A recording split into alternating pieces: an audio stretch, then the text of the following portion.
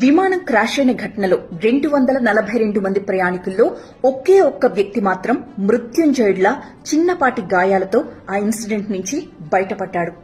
ఎలా బయటపడగలిగాడు అనేది ఇప్పటికీ కూడా ప్రతి ఒక్కరికి ఆశ్చర్యమే, ఒక మిరాకిల్ అనే చెప్పాలి.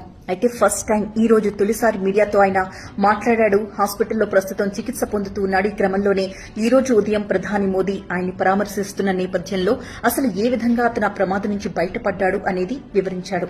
ఫ్లైట్ ఎప్పుడైతే టేకాఫ్ అయిందో 10 సెకండ్స్కే 625 అడుగుల ఎత్తుకు వెళ్లింది. అక్కడి నుంచి ఇంకా 5కి వెళ్లకపోగా డౌన్ వర్డ్స్ లోకి దిగడం స్టార్ట్ అయింది. అప్పుడే రమేష్ విశ్వాస్ పసిగట్టాడు, ఏదో ప్రమాదం జరగబోతుంది అనే దాన్ని ఊహించి వెంటనే అతనున్న సీట్ బెల్ట్ ని రిమూవ్ చేసుకోవడానికి ప్రయత్నం చేశాడు. రిమూవ్ అయింది.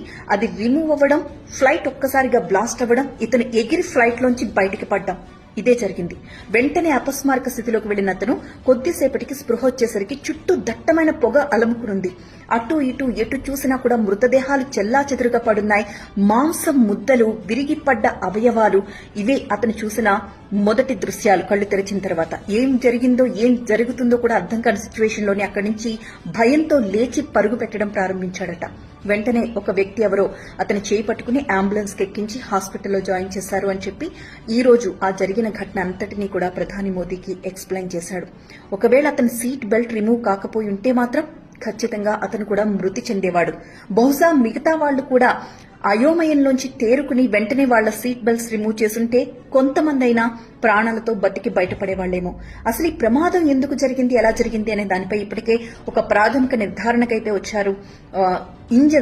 రెండు ఇంజన్స్ కూడా ఫెయిల్ అవ్వడం వల్లే ఈ ప్రమాదం జరిగింది అని చెప్తున్నారు.